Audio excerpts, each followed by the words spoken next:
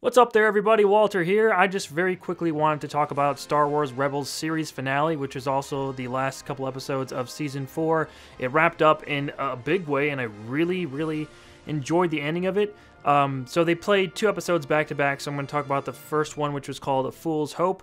Everyone is still reeling from Kanan's death and the amazing last episode with the Jedi Temple stuff and the world between worlds, or the world beyond worlds, whatever that was. It was freaking awesome, and I really enjoyed that episode. So we're still reeling from all that stuff that's happening there. You know, it was really smart for them to have the end goal just to be the liberation of Lothal for Ezra. So this is not a rebel mission. They don't reach out to the rebellion to tell everyone to come and bring in the forces, because they weren't going to do it anyway. Like the presence of the Empire on Lothal was overwhelming in the first place. So this was a really big underdog story, even bigger than before, because the whole rebellion proper wasn't even involved in this. So it was really smart, I thought, that they were going to be doing that instead of having a bigger goal of, you know, trying to save the galaxy and, you know, obviously not being able to do it as much because it would get in the way of the other movies. This is really smart to have a smaller goal of liberating Lothal, and I thought it played out really well over these last 2 episodes. Their plan to do this was to have Ryder Azadi basically pretend to turn in the rebels that are on Lothal, and this brings out the Imperial Governor of Lothal, and they attack their stronghold, and it turns out to be a pretty smart deal for the rebels. They bring in some old favorites like Hondo. I think Hondo's hilarious. Anytime he shows up, especially in these last couple episodes, I thought his arc was really cool, from being a smuggler to really caring about Ezra, and he would do anything for him. I thought that was a really cool arc for him, and whenever he showed up, he was great.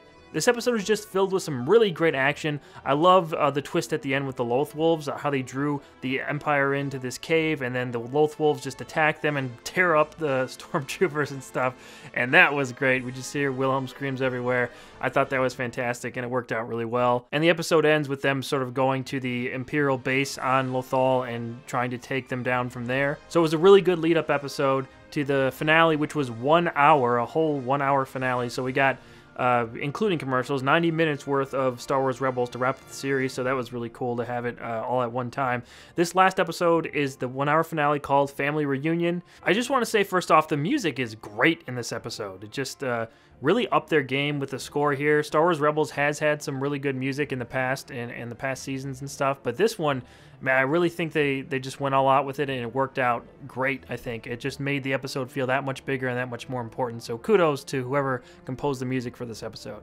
Another favorite Hondo line of mine, so Zeb launches that his pig friend, up into the air as a distraction to the stormtroopers, and he says, "They can fly." I thought that was just a great line. I'm a big fan of those kind of puns. Fantastic. It eventually all comes down to Thrawn versus Ezra. Thrawn, as he always does, has the upper hand, even when the rebels don't realize that he does have the upper hand, and he draws Ezra in, and they have a really cool little back-and-forth battle of wits, and I thought that was a really well-done scene, and their banter back and forth is really good, really showed how evil Thrawn was, and really showed the resolve of Ezra, and how much he's grown as a character since the beginning of the series, from being just this kid to being a really responsible young adult, and he's really going toe-to-toe with Thrawn in this scene. It was a really fun back and forth, and I liked that a lot. As we saw a couple episodes prior, Emperor Palpatine is in this episode once again, but just as a hologram.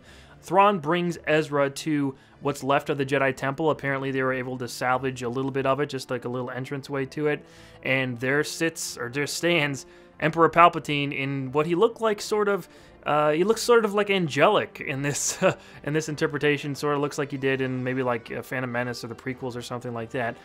We all know, of course, this is a ruse, because we know what the Emperor looks like. They even showed him in that episode a couple prior. Ian McDiarmid voices him again and does a fantastic job, of course. I mean, that goes without saying. You can't have the Emperor without him. So he tempts Ezra with a vision of his parents, and we know from, like I said, a couple episodes prior, that Ezra and whoever's in that world between worlds thing can affect the past. So there's an opportunity for Ezra to maybe save his parents, and that's a real vision of his parents, like how they're playing it up. I thought that was a really good way to tempt Ezra. I never really thought that he was going to give in to that, because we've seen him go through so much, and he does not want to abandon his friends. So we know that he's probably not going to give in to this, but it was a good way to tempt him and to see the Emperor incorporated into the story. I thought that was really smart. when Ezra resists that temptation, we see the Emperor sort of have little blips of what he really looks like with the robe and the deformed face and everything. That's what the hologram turns into. And the Proto-Praetorian guards, or the Emperor's Red Guards from Return of the Jedi, come out and they fight Ezra, and that was a really fun battle. While all this is happening with Ezra and the Emperor and Thrawn, the rest of the gang are trying to build back up the shields that were taken down because they've infiltrated the Imperial base on Lothal, and they're trying to have a shield around the city because Thrawn was already blowing up part of it when he was threatening Ezra earlier. So they're trying to get those shields back up so when they fire once again from that Star Destroyer, the whole city won't be bombarded with bombs and blasts and everything. So that was sort of their B-plot, and that was very exciting as well. I was just as invested in. I thought everything that happened when they were trying to get those shields back up and having to battle the stormtroopers and everything else down there. And that tracker, I can't remember his name, the short guy. He was a good B-villain, I think, for the rest of the crew to fight, and he would not die. He almost died like 50 times, it feels like, over the past like 5 episodes. But here they finally battle it out, and they have one final battle with him, and Zeb is the kind of the one who puts him away. So that was really cool. I like to see a really fun B-plot with the side characters and the rest of the Ghost crew battling them, so that was a lot of fun, and it worked out well. So we find out a little bit later that Ezra sort of had some kind of force vision, maybe, that Thrawn might be able to get back to Lothal before they were ready and before the plan was in place. So he told one of the other rebels that, and they have a second plan, and that plan is to bring in the space whale things, those space whales. They're called Purgles, I believe. In this episode, they totally reminded me of the Eagles in Lord of the Rings. Sort of a last-minute save, but they were built up earlier in the earlier seasons, so I thought that it was fine and it worked in the framework of the episode. And with the ending of Ezra and Thrawn and everything, so after Ezra resists the temptation of the Emperor and goes back to fight Thrawn, he doesn't have his lightsaber or anything like that.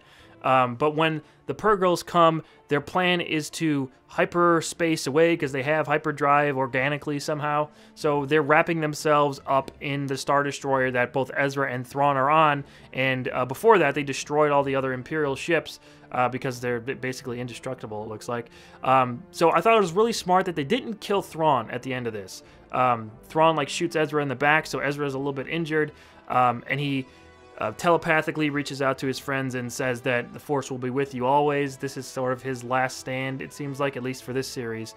And they blast away, and we don't know what happened to them. Like, Thrawn was still alive, Ezra was still alive. There was a few stormtroopers trying to get into the main control area on that Star Destroyer, so we don't know where they went. We're pretty sure they're not dead, though. We just don't know what happened to Ezra and Thrawn and that Star Destroyer. So they did leave a little bit of an open ending there. Back in the Imperial Dome, we see that Sabine takes Ezra's lightsaber, and that was a nice touch because we saw that she was training with Kanan earlier, so she kind of knows how to use the lightsaber, and she like cuts her way through the window and gets everybody out. I thought that was just a nice little callback, and I like seeing Sabine with the lightsaber.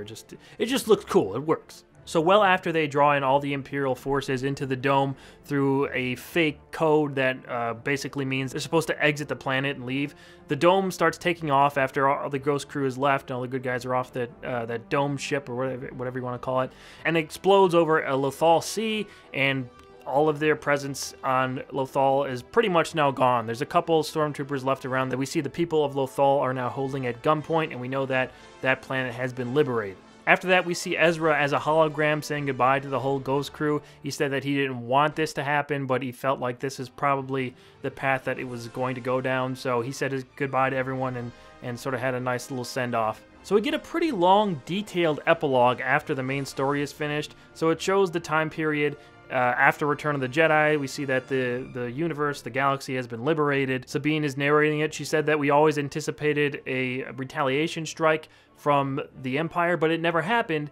I think that's just assuming that they had bigger fish to fry with the rebellion really kicking up and more things falling apart for them internally. So there never was a retaliation battle from the Empire on Lothal. Lothal was just basically free for that entire run of the main Star Wars movies. In a bit of a surprise twist, we see that Hera has a son named Spectre 7, Jason Syndulla. So I'm assuming, and just by looking at the kid, that he is Kanan's son as well. So I guess that they were a little bit closer than we thought throughout the series, and somehow they must have gotten together at some point before Kanan died. So his legacy lives on in that form with Hera, who we do hear that Sabine mentioned was involved in the Battle of Endor and the final destruction of the Empire and stuff. So it was cool to hear that she was so involved in everything throughout the movies in the background. You know, I think we actually saw the ghost ship in Rogue One, so we know that Hera is in the background there, still having a pretty big part in the rebellion leading up to the destruction of the Empire. I will say, though, Jason Syndulla's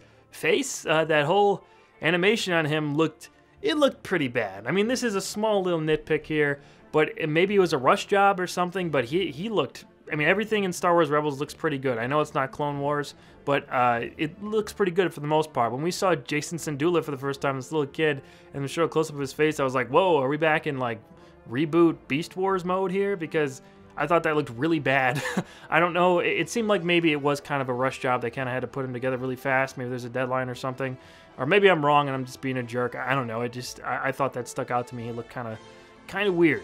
This episode ends with Sabine watching over Lothal. Before he left, Ezra said that he was counting on Sabine, and their friendship and relationship back and forth was really cool, and it developed over these 4 seasons, so Ezra really trusts Sabine, so she was basically watching over Lothal as its protector for a long time before she realizes that maybe Ezra meant something else by he was counting on her.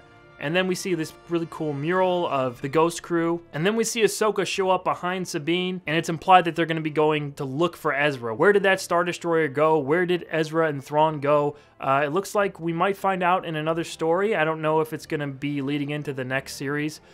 Because we know, obviously, Star Wars Rebels is over. Is the next animated series going to be about the hunt for Ezra, looking for him, years after Return of the Jedi? Or will we find out what happened in a comic or some kind of spin-off, something like that? Maybe we'll find that out, but I really think that they set that up, so we're going to get some kind of payoff eventually with Ezra and Sabine and Ahsoka looking for him. I have heard some theories that maybe they're trying to reopen the World Between Worlds and pull him out of the Star Destroyer before it takes off. So that's a really interesting way of looking at it, and a cool concept, because it will be years later. I think they said 7 or 8 years after the end of Star Wars Rebels is that epilogue, after the events of the Empire leaving Lothal. So if they do pull Ezra out, he's going to be younger, and it's going to be kind of a weird dichotomy because everyone else is aged and he is still, this young adult kid. So how is that going to work if we see that happen? I'm really interested to see it. I mean, they really set it up well and they left the door open, and I really want to see what happened to Ezra and what happened with Thrawn and what's going to happen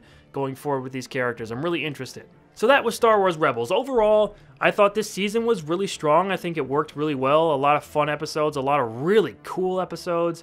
I think that these last few, up through like Jedi Knight when Kanan died and everything, and going into the Jedi Temple and all that stuff, all that was the best episodes of the series, probably tied with the ending of Season 2, I think, when they were in the Sith Temple and Ahsoka came back to fight Vader and everything. That was amazing, with Darth Maul involved and all that stuff. So these episodes were at least tied with that, if not better. Another standout moment was the little face-off between Obi-Wan Kenobi and Darth Maul on Tatooine. That was a nice little moment, even though there wasn't really much of a fight, but it was a cool moment to see Darth Maul finally, after everything he's been through, face off against Kenobi one more time.